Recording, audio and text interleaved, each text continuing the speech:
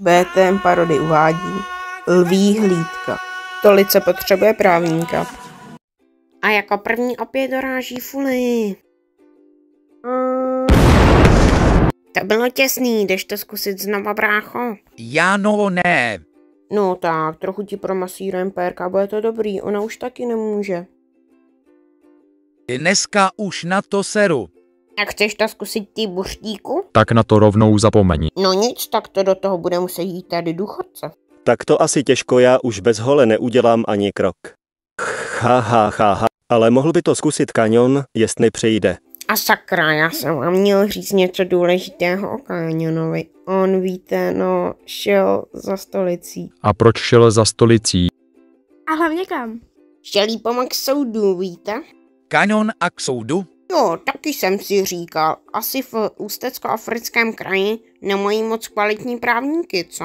Cože ty jsi ho tam nechal jít samotného? Musíte jít rychle za ním. Teď se hraje o minuty.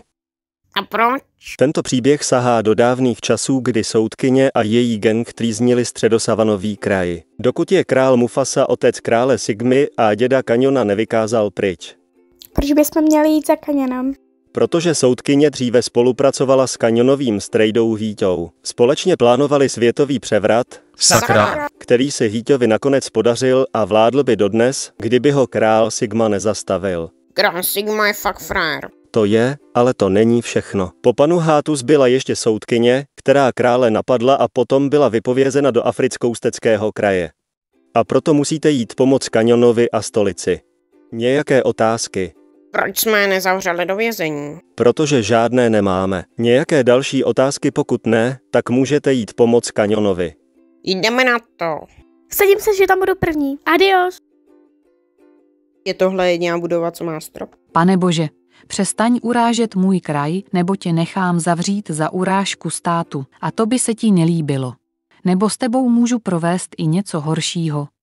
To víš, že jo, přestávám chápat, jak můžeš být soudkyně.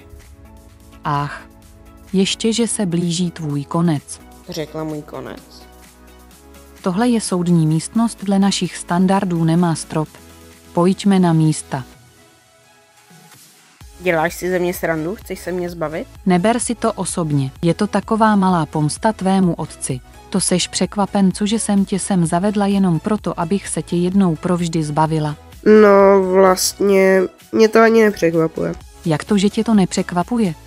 No to je jednoduché. Rozradili tě ti dva šašci z Karvinsko-Tmavopolského kraje. Sakra, já věděla, že je nemám angažovat, ale teď mi pověz, jak se má tvůj otec, abych věděla, jak mu zhoršit náladu.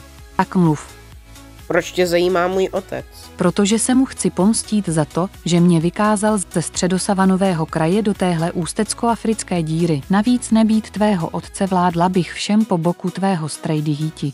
A pak, že jsi tu bakalářku neokopírovala. No tak to mladíku. Tvůj strejda konal na základě mojí bakalářky a zatím si stojím. A za to, že jsi mě urazil. Dámy na něj! Dost. Ještě dojdu pro tvoji přítelkyni, ať se vás můžu zbavit najednou. Zatím tu počkej, hned jsem zpět. Jestli něco provede, tak nedostanete vaše vitamínky, tak se snažte, dámy. Sakra, určitě teď vypadám jako na velký.